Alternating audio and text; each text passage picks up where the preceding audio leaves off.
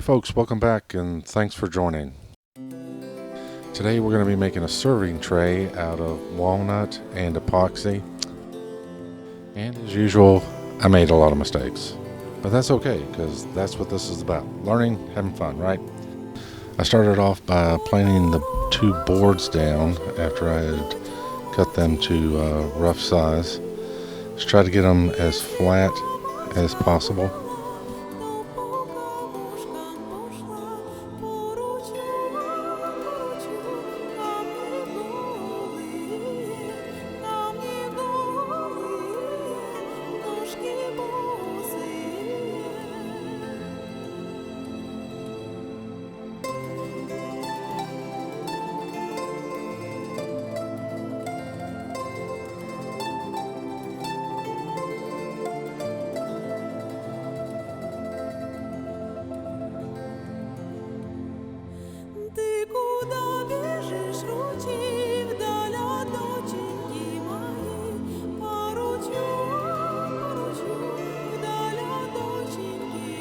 And here I'm just cleaning it up a little bit. This is the cheap walnut, believe it or not, that I bought a long time ago, air dried in my garage.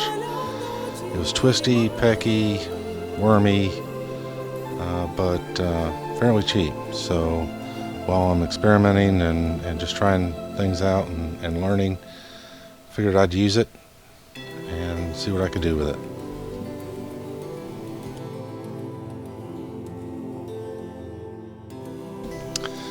Time to take off some of the bark and some of the edge on this.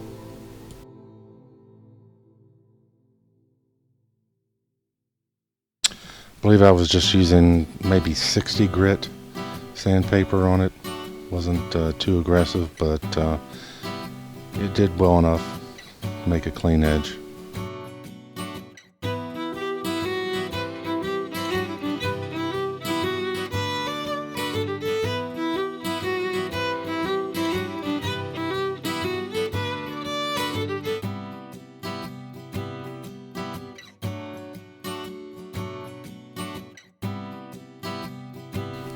So now it's time to seal up the mold. Just using some clear 100% silicone, spreading it out in every crack, every seam, trying to get it in there and let it dry.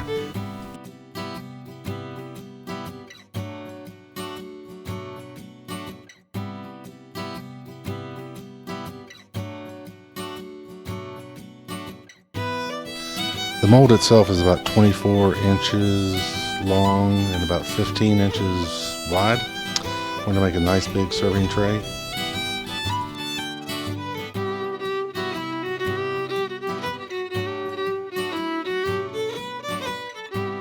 So now I've got the boards in the mold.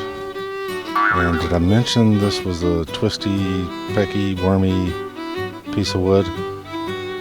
Yeah, that's not going to work real well.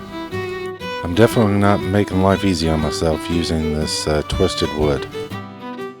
And we go to plan B.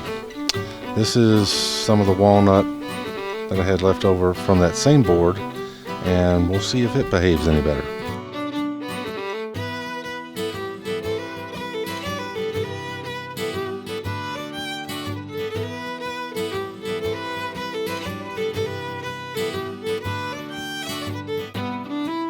So now that I've got it cut to size, I'm going to wheel out my router sled and see if I can't flatten this bad boy down.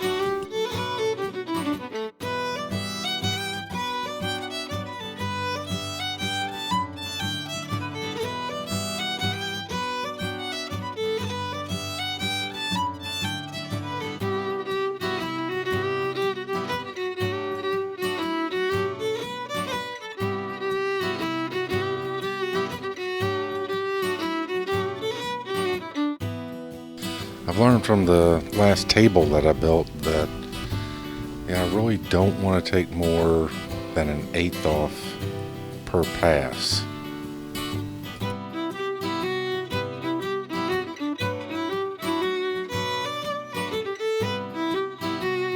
Now, of course, you always want to wear your respirator and your goggles when you're doing this.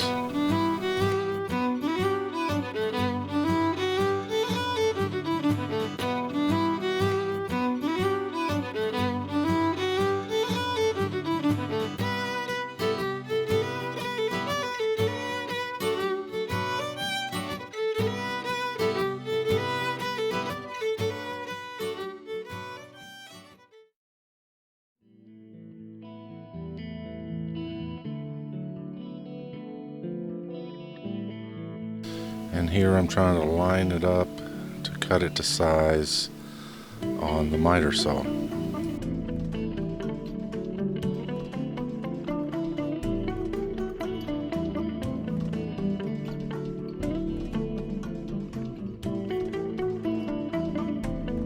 then I'm going to use the table saw sled to kind of straighten up one of the long edges.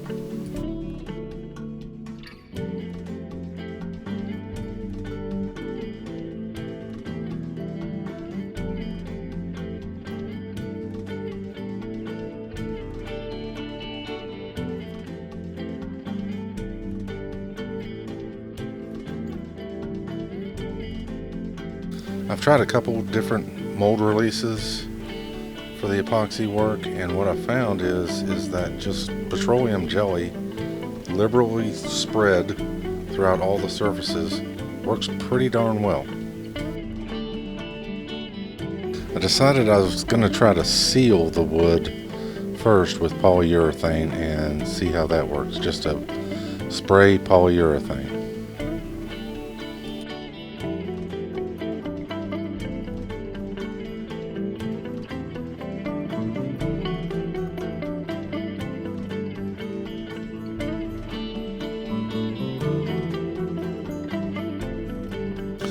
I've been using epoxy.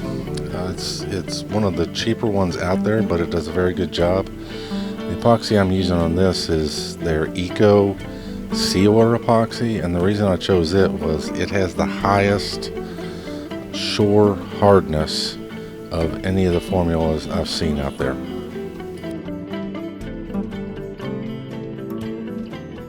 It's a 2-to-1 ratio of resin to hardener. And I'm putting in Eye Candy's Ronin Black mica for this pour.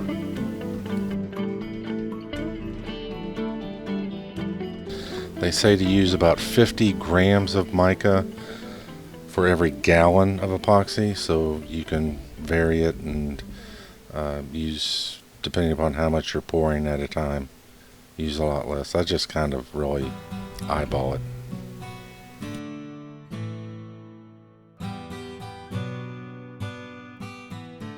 The only thing with using the Eco epoxy instead of a deep pour is, of course, you can only pour about 1/4 of an inch thick at a time. So this is going to take multiple pours.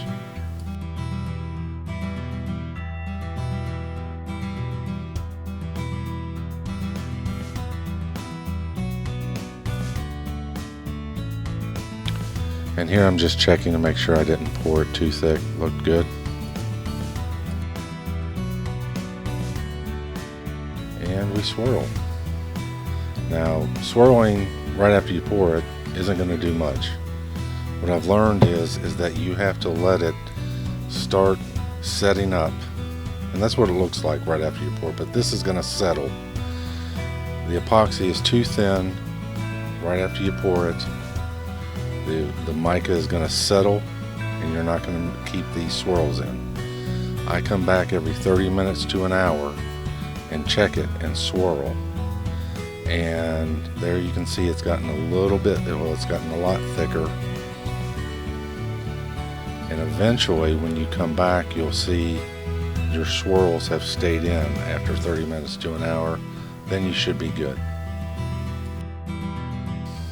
I have a tendency to really want to get after it and get in there and get a lot of tight swirls. That's a mistake. You want to go slow, because as you're swirling it, I found you're introducing air bubbles into it, and if it's thick, those air bubbles won't release. Here I'm just trying to smooth out a final top layer of clear that I put over it. I poured it a little less than 3/4 of an inch thick, not all the way up to the very top of the wood, and then I filled in the rest with clear.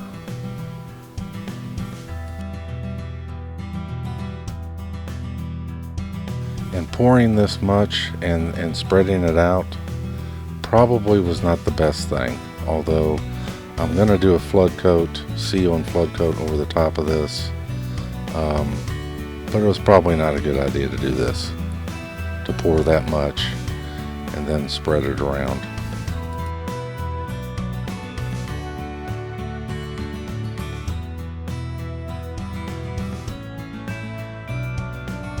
So then I demolded it and ended up having to flatten it some more.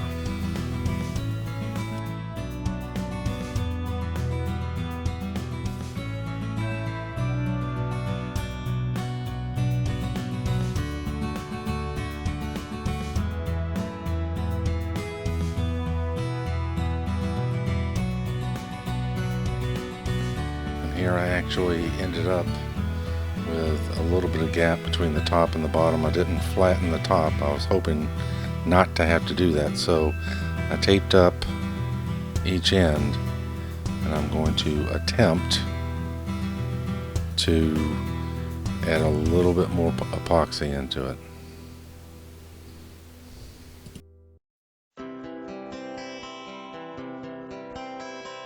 Du hast diese eine Straße. Du, der du dein Weg beginnst, verliere keine Zeit mit Feinden. Sieh zu, dass du am Boden gewinnst. And again, folks, remember, I am learning, and that was probably all a mistake. I'm back to the flattening again. Yeah. So, if I had to do it over again, I probably would have poured just up to the top, sanded it down smooth, and then been done with it. Here I'm trying to use some super glue to fill in a few of the little pecky holes and wormholes. Then I'm sanding it back down. Sage dir, dass du schon weiter bist, dass es dir zusammen ist. Du hast diese eine Straße.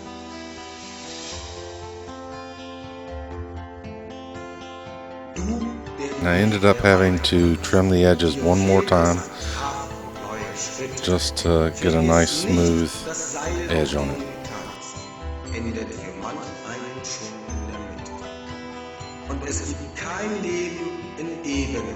And I'm putting about, I think, 3/8 or 1/2 inch round over on the edges.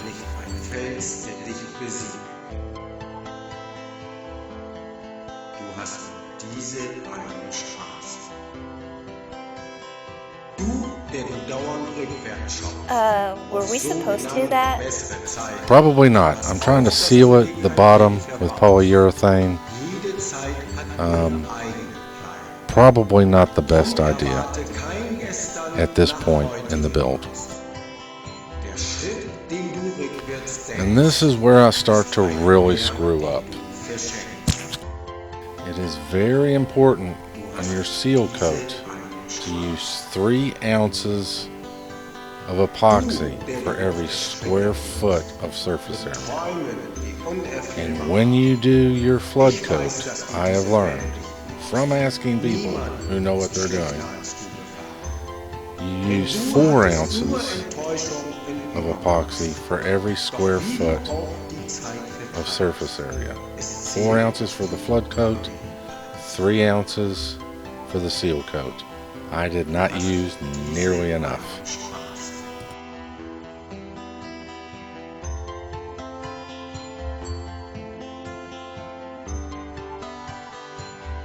And I continue to spread it around like a lunatic. After it's hardened for a day, I try to sand it down. Yeah, that's going well. And it still looks like garbage. Then we go to the not enough flood coat, spreading it around. I've done a couple subsequent serving trays that I'm going to make videos on. And you can see this is not nearly enough epoxy. It should be flowing over the edge of it. It shouldn't have to be spread over it. This is just way too little epoxy. So what do? I double down. I'm going to brush on epoxy now. Yeah, that'll work.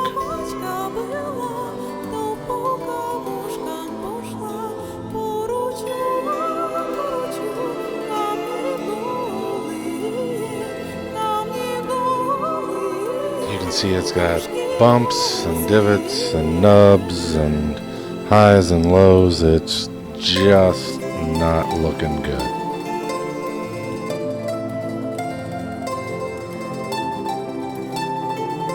So we're going to call this a learning experience, and we're going to go ahead and finish it out. I drill 4 holes with my jig for a couple of handles.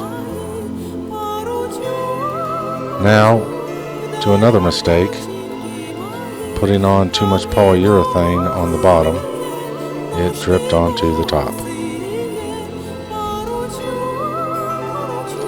But finally, it was done, and it ends up in my wife's kitchen. So folks, I appreciate you hanging with me. Sometimes you win, sometimes you learn, sometimes your wife gets a new serving tray.